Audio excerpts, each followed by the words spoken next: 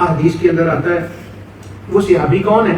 جیسا میں نے پہلے عرض کیا کہ مجھے آج موقع مل گیا کہ ان صحابی کے بارے میں کچھ ان کی خدمات کے بارے میں کچھ عرض کر سکوں. ان صحابی کا نام ہے تمیم داری، اور یہ تمیم داری ہماری جو ینگ جنریشن ہے نا اس کے اندر بہت مشہور ہے. جو ہمارے پاکستانی پرانے بندے ہیں ان میں اتنے یہ مشہور نہیں ہے. ینگ جنریشن انگلینڈ کے اندر تو جان دیتے ہیں ان کے لیے، ان کا نام سننے، واقعہ سننے کے لیے، ان کی نام پر نہیں. تو جو حدیث دجال ہے نا، دجال کی حدیث وہ ان سے روایت ہے، انہوں نے اس کو بیان کیا ہے. اور یہ دجال سے ان کی ملاقات بھی ہے، ملے بھی ہیں دجال سے.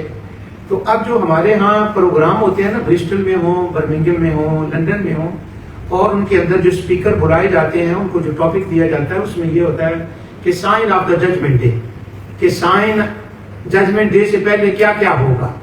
تو ہمارے بچے بچیاں پریزنٹ کا اگر کوئی بات ہو نا، کام ہو کہ ہم نے اب کیا کرنا ہے، تو اس کے اندر اتنا انٹرسٹ نہیں ہوتا. لیکن جو ہزاروں سال کے بعد کہیں دجال نے آنا ہے نا، پتہ نہیں کیا ہوگا، اس کے لیے اتنا انٹرسٹ شو ہوتا ہے کہ 15-20 پاؤنڈ کی ٹکٹ بھی دے کر اس عالم کو سننے کے لیے سفر کیا جاتا ہے جو یہ بتائے کہ دجال نے کب آنا ہے، اس نے کیا کرنا ہے. اب ایک بڑے اسکالر تھے، وہ کسی باہر دوسرے ملک سے آئے، انہوں نے یہاں جلسہ کیا. تو وہ آئے اور ہمارے بچے، ان کی بچیاں تقریر سننے کے لیے گئی، کچھ بچے بچیاں وہ بھی تھے جو میرے جاننے والے تھے.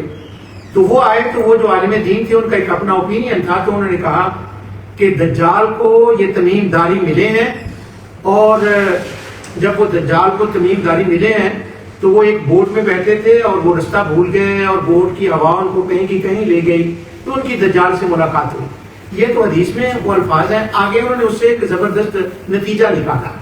وہ کہنے لگے کہ وہ حدیث کے اندر آتا ہے کہ وہ جزیرے ایک آئی لینڈ میں گئے.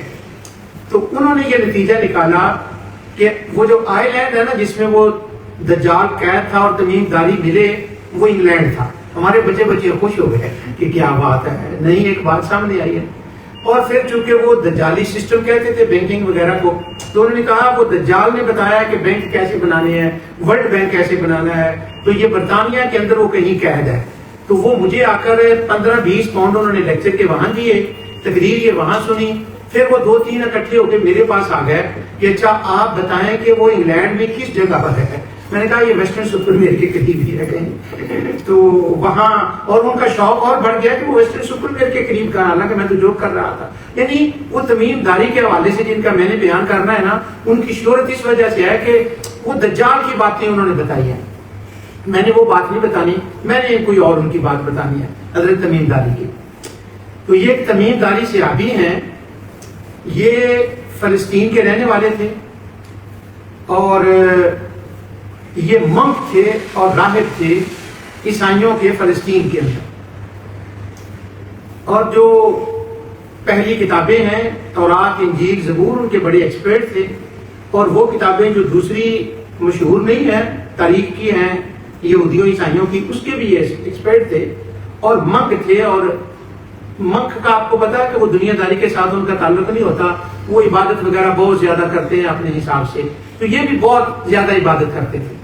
اور انٹرسٹنگ بات ایک یہ ہے کہ ہمارے میرے شیخ حضور حضرت میاں غلام احمد صاحب رحمۃ اللہ علیہ جو میرے پیر تھے، وہ ایک بات بڑی عجیب فرمایا کرتے تھے. کہتے تھے جو لوگ مسلمان ہوئے تھے نا حضور کے پاس آ کر یا بعد میں بھی، اگر وہ پہلے حالت کفر کے اندر 10 نمبریے ہوں نا، تو جب وہ مسلمان، یہ ایک بڑی خاص ٹرم تھی ہمارے 10 نمبریے کا مطلب کہ وہ بہت ہی کچھ ایسے، شاید کوئی میری اس بات کو سمجھے، ینگ جنریشن کو تو بڑا بات سمجھانا مشکل ہے. تو وہ کہتے تھے جو زمانے میں پہلے کفر میں 10 نمبریے تھے نا، جب وہ مسلمان ہوتے ہیں تو ادھر بھی وہ 10 نمبریے مسلمان ہوتے ہیں.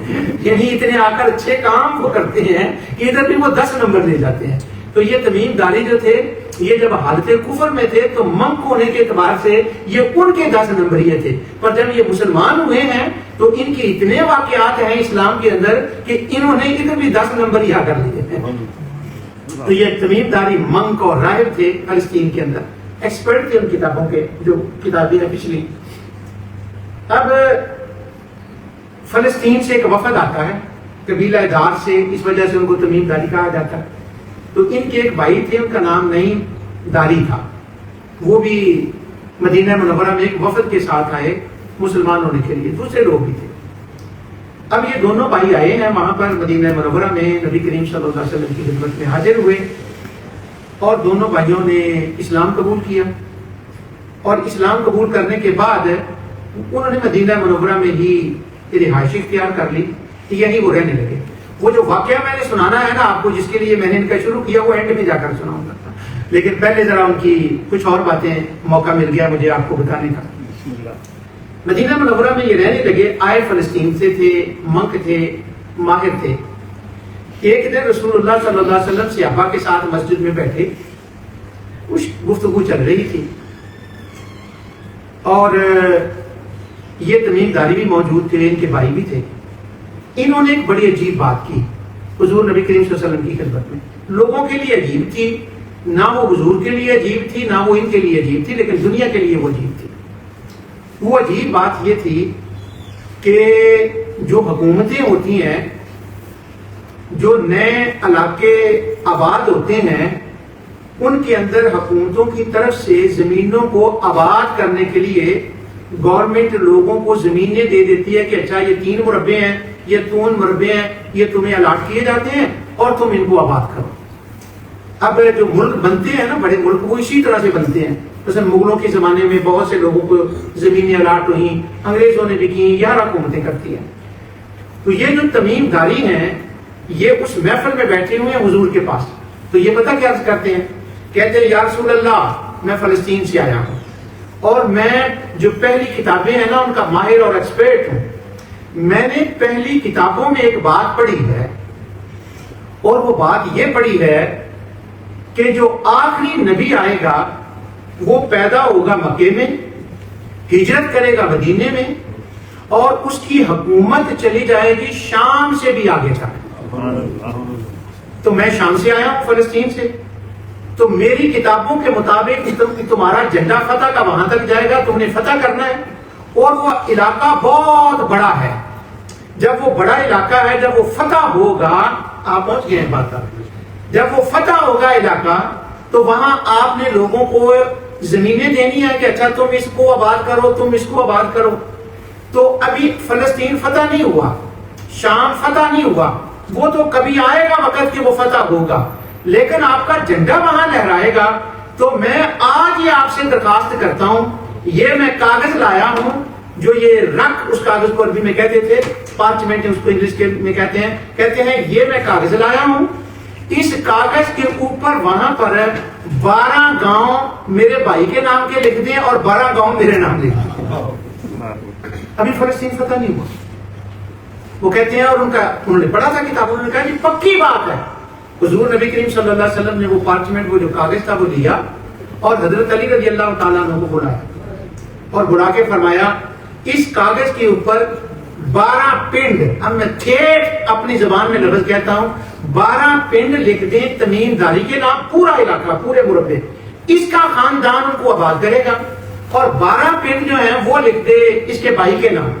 اب وہ جو ان کا بھائی تھا نا نعیم داری، اس کو الخلیل میں 12 پنڈ الاٹ کر دیے گئے۔ اچھا دیکھیں، فلسطین ابھی فتح نہیں ہوا، اور حضور ان کو زمینیں دے رہے ہیں، اور مسجد اقصیٰ کے قریب، بیت المقدس کے قریب نون ایک جگہ تھی، وہ 12 کے 12 پنڈ حضور نے حضرت علی سے کہا اس کو لکھ دو، اور ساتھ حضور نبی صلی اللہ علیہ وسلم نے فرمایا میں ایک حکم لکھواتا ہوں کہ ان کو وہ 12 گاؤں دے دیے جائیں، پوری زمین تمیم داری کے نام، خاندان داری کے نام، اور یہ لکھ دے کہ میرے بعد جتنے بھی بادشاہ یا حکومتیں آئیں ان میں سے کوئی اس خاندان سے وہ چھین نہیں سکتا، اور اگر کوئی چھینے تو اس پر اللہ کی لعنت۔ پھر ذرا بیٹے غور سے سنیں، فلسطین ابھی فتح نہیں ہوا ہے، کچھ نہیں، اور حضور زمینیں الاٹ کر رہے ہیں اس پر، اور کہہ کون رہا ہے؟ تمیم داری۔ اور وہ کہتا ہے میں نے کتابوں میں پڑھا ہے آپ کا جھنڈا وہاں لہرانا ہے، جب وہ وقت آئے تو پھر وہ زمینیں ان پر قبضہ ہوگا میرا، لیکن وہ آج ہی مجھے دے دیں۔ حضور نے اس کو لکھ کے دے دیا، اور صحابہ میں حضرت عمر کو اس کا وٹنس بنایا، 1 2 3 سے ابھی۔ اب وہ وقت گزرتا ہے، حضرت ابوبکر صدیق کا آخری زمانہ، حضرت عمر کا شروع کا زمانہ، فلسطین سے فتح ہو گیا۔ جب فلسطین فتح ہوا تو وہی پیپر لے کر تمیم داری جاتے ہیں حضرت عمر کی عدالت میں، کہتے ہیں وہ ذرا میرے نام رجسٹری کر دے، یا ہماری زبان میں اس کو کیا کہتے ہیں کہ وہ لینڈ رجسٹری جو ہے نا، انتقال کر دے میرے نام۔ حضرت عمر رضی اللہ تعالیٰ نے ان کے نام وہ انتقال کر دیا۔ اب یہ دیکھیے عجیب بات ہے کہ وہ جو لیٹر تھا نا حضور کا لکھا ہوا تمیم داری کے نام، اباؤٹ 1960 کے اندر فرانس کی ایک ٹیم نے فلسطین کے اندر آرکیالوجسٹوں نے ڈگنگ کے دوران کہیں سے وہ فائنڈ کر لی، تو وہ لیونگ جو اتھارٹی ہے وہ اس وقت میں نے اس کی وہ فوٹو کاپی دیکھی ہے، اس کا پرنٹ دیکھا ہے میں نے، وہ جو فرانسیسیوں نے نکالا تھا۔ تو اس کا مطلب اب یہاں میں بات یہ کرنا چاہتا ہوں کہ ایک خاص اسلام کے اندر ٹاپک ہے، اس کو کہتے ہیں حضور کے خطوط اور حضور کے زمانے کی لکھی ہوئی تحریریں، وہ جو ہے نا عہد نبوی کی وسیقہ نویسی اس کا ایک نام ہے، اور وہ خاص ایک اصطلاح ہے کہ وہ تلاش ہوئے ہیں اور ان کے اوپر حضور کی وہ باتیں لکھی ہوئی تھی۔ اب وہ فتح ہو گیا، حضرت تمیم داری کو وہ زمین مل گئی۔ اب حضرت ابوبکر صدیق رضی اللہ تعالیٰ عنہ اور حضرت عمر وہاں کے گورنر ہیں عمرو بن عاص فلسطین کے، ان کو ایک خط لکھتے ہیں، اور خط لکھتے کیا کہتے ہیں، پوری فلسطینی عوام کا خیال رکھنا، خاص کر کے تمیم داری اور اس کے بھائی کی زمینوں کا خیال کرنا، وہ میرے مصطفیٰ کا دیا ہوا تبرک ہے۔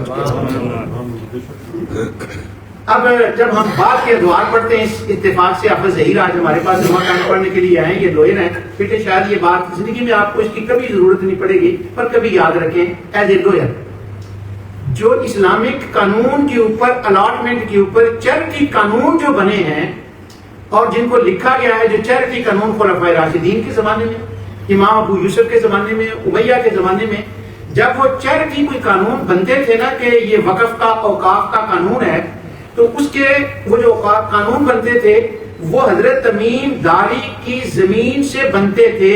کیوں؟ تمیم داری کو جو ہی وہ زمین 12 گاؤں ملے، انہوں نے اس کو چیریٹی کے نام وقف کر دیا۔ تو وہ کہتے ہیں پہلی چیریٹی جو وقف ہوا ہے اسلام کے اندر، جس نے پبلک کے لیے کچھ کیا ہے، اپنا مال چیریٹی کے نام وقف کر دیا ہے، وہ حضرت تمیم داری۔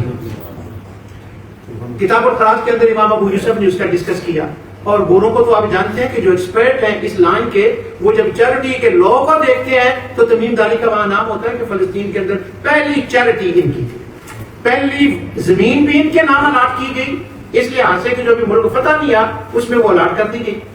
اب انہوں نے اس کو وقف کر دیا۔ یہاں انٹرسٹنگ بات یہ ہے کہ فلسطین کے اندر جتنی کتابیں لکھی گئی نا، اس کی فلسطین کے حالات کے اوپر، ایون صلاح الدین یوسف کے زمانے میں، یا عبد الملک بن مروان کے زمانے میں، یا ابن حجر نے لکھی، ذہبی نے لکھی، کسی نے، جن محدثین نے ان کا ذکر کیا ہے، اور وہ جو جغرافیہ کی کتابیں ہیں، ہمارے جو اسلام کی جغرافیہ کی کتابیں، جب وہ جغرافیکل کتاب کا ذکر آتا ہے نا فلسطین کے جغرافیہ کا، تو یقوت اموی کی ایک بہت بڑی کتاب ہے، اس کا نام موجم البلدان ہے، تو جب وہ اس کا ذکر کرتے ہیں نا فلسطین کا کہ مسجد اقصی اس جگہ ہے، فلاں جگہ اس جگہ ہے، تو وہاں جغرافیہ کی کتابوں میں یہ لکھا ہے تمیم داری اور اس کے بھائی کی زمین اس جگہ ہے۔ تو تمیم داری از اے نیم۔ اب میں نے وہ دجال کی باتیں آپ کو نہیں سنائی جو ان سے روایت ہے، میں نے کوئی اور بات سنائی ہے۔ اب وہ حضرت تمیم داری رضی اللہ تعالیٰ عنہ وقف کے لیے ان کی بہت سی باتیں ہیں وہاں پر۔ ایک بات میں نے بگننگ میں کہی تھی کہ یہ منک تھے، اور منک کا مطلب ان کے ہاں ہوتا ہے جو بہت عبادت گزار ہوتے ہیں۔ اب یہ مسلمان ہو گئے، انہوں نے کلمہ پڑھا۔ اب جب قرآن مکمل پورا نازل ہو گیا تو نازل ہونے کے بعد انہوں نے کیا کیا کہ انہوں نے قرآن کا حفظ کیا اور حافظ قرآن بن گئے۔ جب یہ حافظ قرآن بنے تو بس وہ حافظ قرآن ایسے نہیں کہ ایک سعادت ہو گئی، انہوں نے کیا کیا، تمیم داری نے ایک کعبے میں کھڑے ہو کر ایک رکعت کے اندر کھڑے ہو کے اللہ اکبر الحمدللہ الف لام میم یہاں سے شروع کیا اور والناس تک پورا قرآن ایک رکعت میں ختم کیا۔ اب ان کے شاگرد جب اس روایت کو بیان کرتے تھے تو وہ کسی کو بتانا ہوتا نا کہ تمیم داری ایک رکعت میں قرآن ختم کرتے تھے تو وہ بتاتے نہیں، جب موقع میں بتاتے تو وہ کسی کو پکڑتے، کہتے آؤ میں تو مجھے بتاؤں کہ یہ جو مقامی ابراہیم ہے نا، اس سے ٹھیک 3 یا 4 میٹر دور یہ وہ جگہ ہے جہاں تمیم داری ایک رات میں پورا قرآن ختم کیا تھا۔ اب یہ راہب تھے ادھر بھی یہ اسلام کے راہب بن گئے۔ اب یہاں ایک میں میٹھی تو نہیں میں کہہ سکتا بات سناؤں آپ کو، پتہ نہیں کیا نام اس کو دیں. حدیث کے اندر یہ آتا ہے کوئی بندہ 3 دن سے کم میں قرآن ختم نہیں کر سکتا. 7 دن میں کرے، 40 میں کرے، 3 دن سے کم نہیں ختم کر سکتا. یہ حضور کا حکم ہے. مگر وہ جو حکم ہے وہ اس کانٹیکسٹ کے اندر ہے کہ جب قرآن پر غور و فکر کرنے کے لیے کوئی بندہ تلاوت کرے تو 3 دن سے کم میں ختم نہ کرے. اس کا کانٹیکسٹ کچھ اور ہے، اور یہ جو ہے اس کا کانٹیکسٹ کچھ اور ہے. اس کا یہ ہے کہ قرآن پڑھنا ایک رکعت کے اندر رب سے باتیں کرنی یہ ثواب کے لیے ہے، اس لیے حضور کی وہ وعید اس کے اوپر نہیں آتی. اس کا مطلب ہوا ثواب کے لیے جب کام کیے جاتے ہیں تو اس وقت قوانین کو نہیں دیکھا جاتا، قوانین کسی اور کانٹیکسٹ میں ہوتے ہیں، ثواب کسی اور کانٹیکسٹ میں ہوتا ہے. اب ہم جتنے کام کر رہے ہیں ایسٹرن مسجد کے اندر کچھ لوگ ان کو قانون کی نگاہ سے دیکھتے ہیں، اور ہم جو کرتے ہیں وہ قانون کی نگاہ سے اس وقت نہیں دیکھ رہے ہوتے، ہم نے اس وقت تمیم داری کی اینک پہنی ہوتی ہے. تو ہم تمیم داری کے سٹائل میں حضرت عثمان ابن عفان رضی اللہ عنہ پورا قرآن ایک رات میں ختم کرتے تھے. جب ان کو شہید کیا گیا تو ان کی بیوی نے حضرت نائلہ نے حضرت عثمان کے بارے میں یہ کہا، ارے ظالموں تم نے اس شخص کو شہید کر دیا ہے جو ایک رکعت میں پورا قرآن ختم کرتا تھا. اب حضرت عثمان کو نہیں پتا تھا کہ 3 دن سے پہلے قرآن نہیں ختم کرنا چاہیے. اس کا مطلب ہے کہ اس کا کانٹیکسٹ کچھ اور ہوتا ہے.